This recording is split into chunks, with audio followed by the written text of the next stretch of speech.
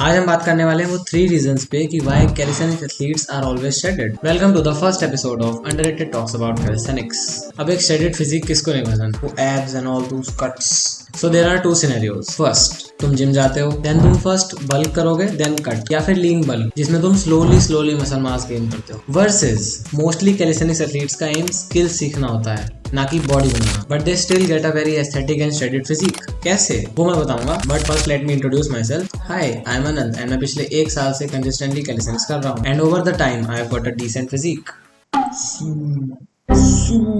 That's why I can tell those 3 points. So let's start. First, different goals. Mostly gym जाने वालों का M सिर्फ body बनाना होता है, जिसमें तुम फर्स्ट बल्क करते हो देन कट। तो तुम एस्थेटिक फिजिक अचीव तो कर लोगे, पर लेकिन टाइम बहुत लगेगा। लेकिन एक कैलिस्थेनिक्स एथलीट का एम स्किल सीखना होता है, जिसमें हमारी बॉडी अपने आप फैट लूज कर देती है, तो we become more lean. And remember, the more lean you are the better you perform in skills. पर लेकिन एक ऐसा केस भी है जिसमें एक कैलिस्थेनिक्स एथलीट भी बल्क करेगा। अब वो क्या है, वो थोड़ा एडवांस है, बट मैं बता देता हूँ, तो ध्यान से सुनो। टेंडेंट्स एंड जॉइंट्स का बहुत बड़ा रोल होता है एडवांस कैलिस्थेनिक्स स्किल्स में, जैसे planche, Victorian, Maltese and front lever touch. अब बल्क एंड कट से क्या होता है, ये मैं एक एग्जांपल समझाता हूँ। एक बार एक किसान के पास एक बछड़ा था, बैल कह लो, ठीक। तो वो उसे रोज अपने घर से जहाँ वो काम करता था वहां से लेके जाता था। अब टाइम के साथ बछड़ा बड़ा हो गया, धीरे धीरे वो एक फुल बैल बन गया, बट स्टिल वो किसान उसे उठा पा रहा था। अब तुम समझ ही गए होंगे, इससे 2 पॉइंट निकलते हैं। पहला, अगर वो बैल वापस बछड़ा बन जाए तो वो उसको बड़े आराम से उठा लेगा। तो हमारे केस में वो बैल हो गया हमारा ओवरऑल बॉडी वेट एंड वो किसान हो गया हमारे जॉइंट्स एंड टेंडेंट्स।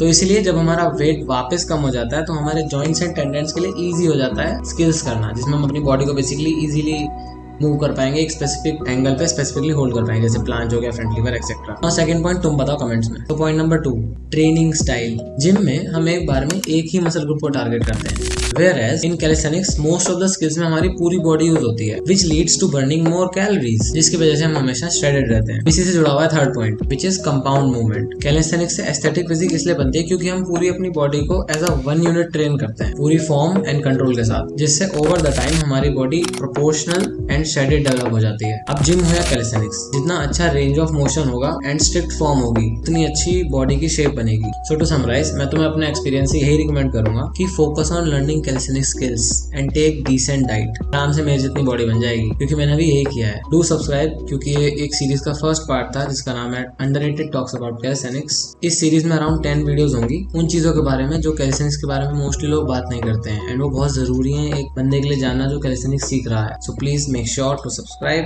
तुम्हारा ही फायदा है। So that's all for this video, bye bye.